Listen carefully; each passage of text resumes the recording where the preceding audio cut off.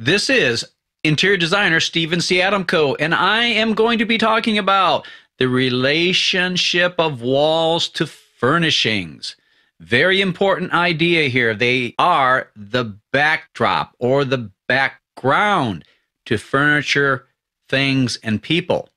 Probably the first idea of importance when a person starts out to construct a color scheme for any room is that of making a plan, which will consider the room completely furnished as a whole.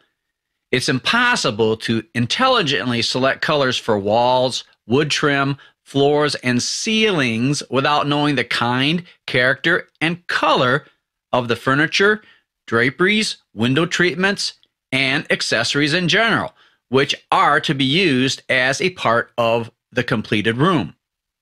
And yet, this is done every day. More rooms are designed and decorated without a reference to the furnishings than after a plan which includes everything. Hopefully, as people en masse become better educated in the artistic use of color, texture, and design, this rather arbitrary selection of decoration for walls and surfaces of rooms will diminish. I think we need a renaissance of color, a revival of interest in color instead of builder beige, which is given even greater impetus to painting and decorating industries. Intense interest needs to be aroused in the great majority of people in better and more extensive use of colors. Designers, decorators, painters, textile workers, and all who use colors are confronted with the necessity for learning more about the tasteful and harmonious use of colors.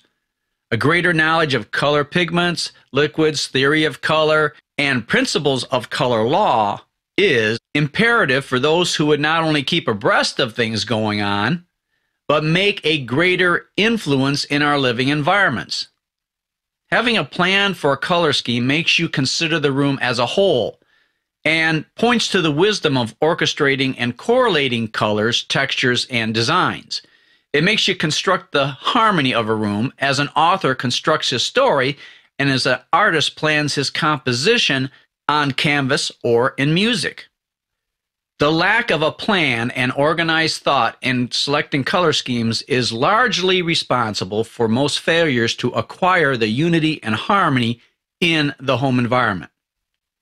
Take, for instance, somebody who lectures, who talks and talks aimlessly, who just rambles on, and soon exhausts the patience and interest of his audience. A story in fiction or a drama without a plot, direction, progression, and climax is just a flat failure. There is little or no difference between these and attempted decoration of a room to gain harmony of color in architecture and furnishings. People accept these flat failures because they have grown accustomed to them and they live with them for years, all the while being influenced unfavorably both mentally and physically by them unknowingly. This really has to stop. So let's talk about orchestrating and correlating walls, floors, trim, and ceiling. When a thoughtful plan has been made, all furnishings and colors, textures, and designs going into a room are selected with reference to the whole room as a unit, as one composition. Of course, the question does arise with most people when they buy furniture, draperies, and other furnishings as to how will it go with this or that. But even then, there is usually no plan for the whole room. So anxiety is present because of the possibility of one piece of furnishing may conceivably clash with another. How all this should correlate and fit together doesn't seem to concern most people as often as it should. There ought to be less promiscuous buying of wallpapers, draperies, furniture, toss pillows, accessories, pictures, rugs, pottery, and vases. When this process is approached and accomplished the right way, much more success is gained in constructing beautiful, restful, and harmonious interiors. When things are done right, the discords and the ugliness will be eliminated, and disorder will change to artistic arrangement. The beauty of art is not a thing apart from all else. It is part of the everyday life of people and is expressed constantly in the construction of private and public buildings. Real beauty and art comes from the satisfaction one feels when the eye the intellect, and the affections or emotions are satisfied. Ornamentation, which is part of decoration, should add to the beauty of a structure as a whole. It is not necessary to the utility or functionality of a structure or article of merchandise, and it is bad decoration if it interferes with the utility or functionality of the piece. So we're talking about the orchestration of interiors and the elements that go into it.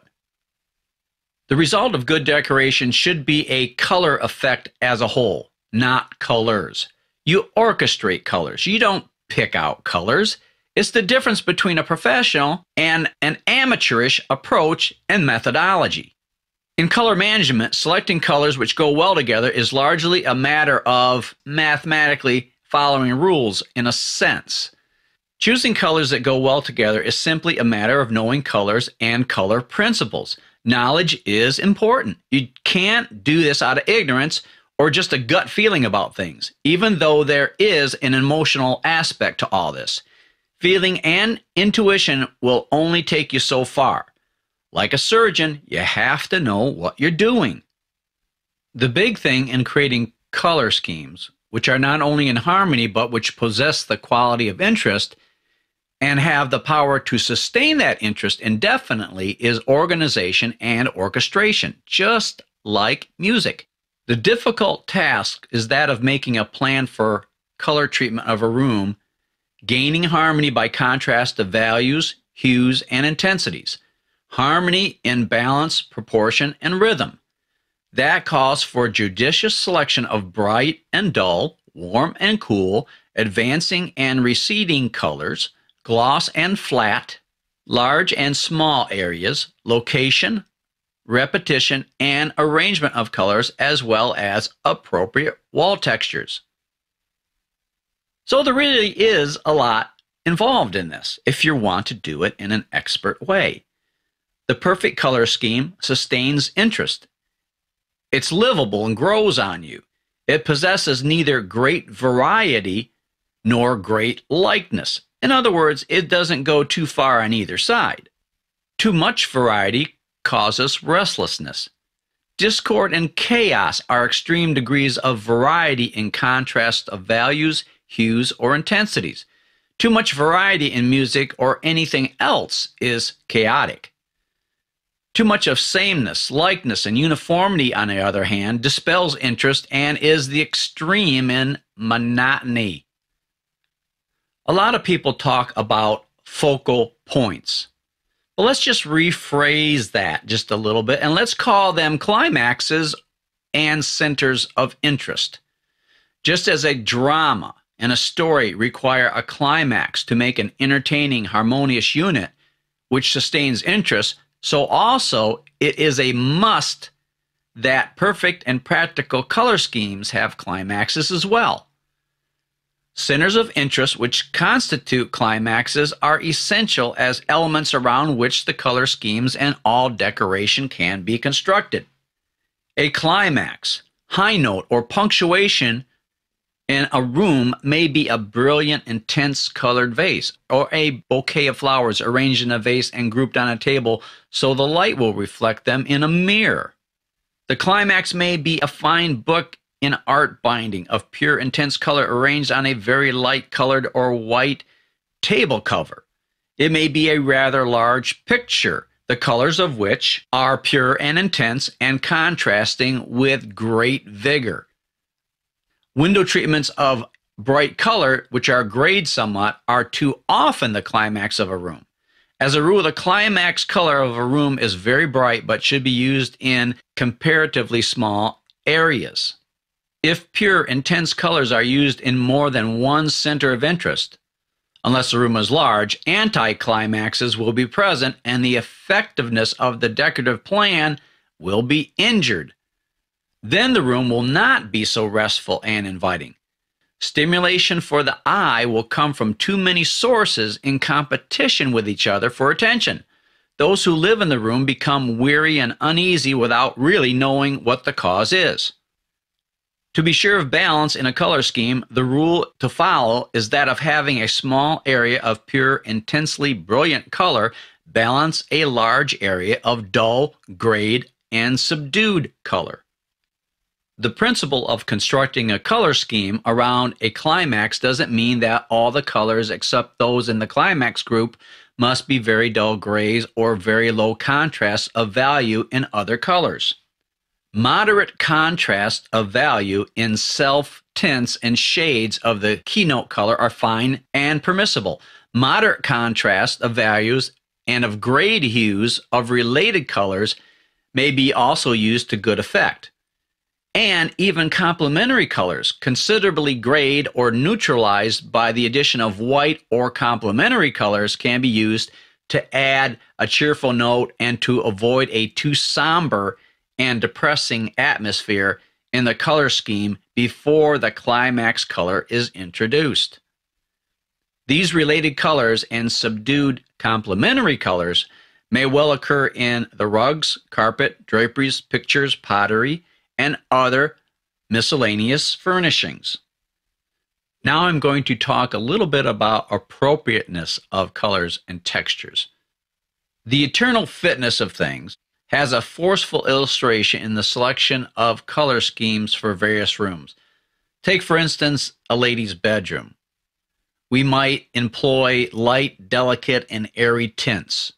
Grays, gray greens, pale pink and silver, delicate yellows and pale blues.